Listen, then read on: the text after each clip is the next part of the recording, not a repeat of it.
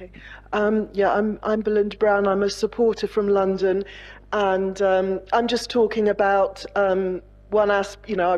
I've chosen something which I think is important to focus on, and the saying that comes to mind. That saying, hard times create strong men create good times create weak men, and weak men create hard times. And I think that we're at a point in time where actually life in a few years' time, I just think it's going to get very tough. I think socially and economically, that's the direction that we're heading in, that things are going to become really tough. And I think that we live in a very feminized society, which is reflected in the high levels of intervention in our private lives that's just taken for granted. It's very much part of the nanny state, and I think it is actually a result of decades and decades of feminism. And I think that where we need to really be thinking about now is actually, for the benefit of us all, is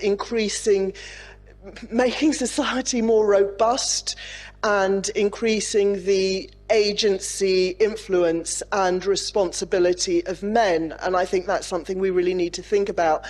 And, there are lots of really important benefits of doing this. So, for example, rates of marriage, I've spoken about this lots of times before, but, rates of marriage and numbers of children, which is a big issue for the Scottish Family Party, we all know about the demographic issues, are directly linked to male employment. So if we want more marriage and more children, male employment should be absolutely a top priority.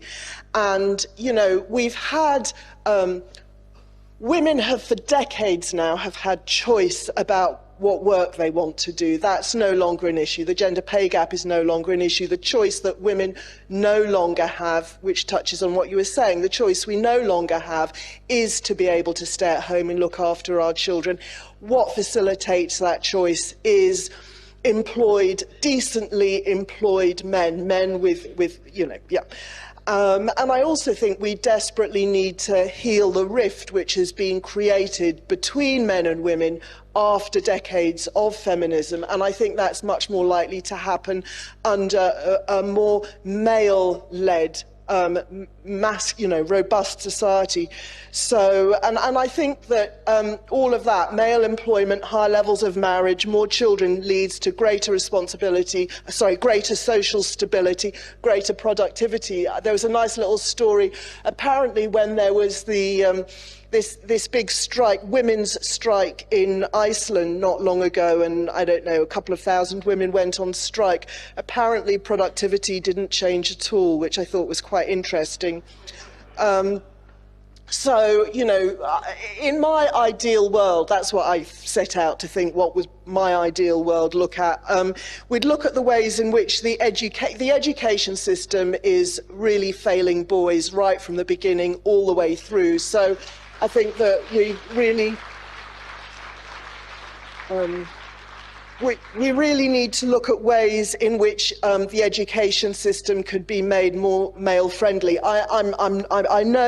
I don't know how that could be done. Maybe it's having more emphasis on studying scientific and technical subjects. Maybe it's more male teachers. The idea would be to create more equality, not sameness between boys and girls, but more equality between boys and girls.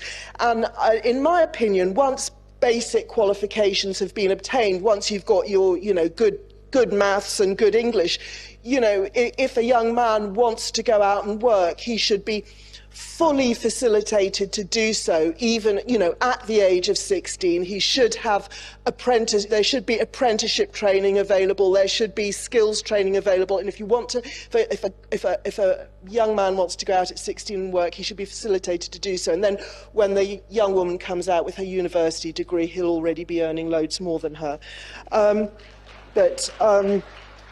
And we've had, and I think, there's been, over the decades that we've had so much money invested in all these soft areas, sort of harder, RSC, all these things that we don't need, all these things that actually fund women in all these rather not very helpful jobs, actually quite destructive jobs, destructive of the family. So I'd like to see all the money that's invested in social services or RSE or things that we don't need invested in businesses, in business and industry. I noticed, for example, that Munros, these big vehicles, you know, Scotland's now producing these big vehicles. That will be, you know, that sort of thing, and the farming thing, you know, because this is what we need to look more at male employment. We've been really good at encouraging female types of employment that don't really increase productivity. And, you know, and then all the economic issues, which I probably have spoken about, but, you know, you are more eligible for council housing, you are more eligible for benefits, etc. if you don't have a father around. That needs to be turned around. So housing is available, benefits are available if you do have a father around, and a whole benefit and economic system which is focused on marriage. Right. And lastly, one more thing. Men come out of prisons very thoroughly trained and educated. Like, that should be a real focus. Okay, that was what I had. That's great, Melinda. Thanks very much. Really a lot of passion in that speech there.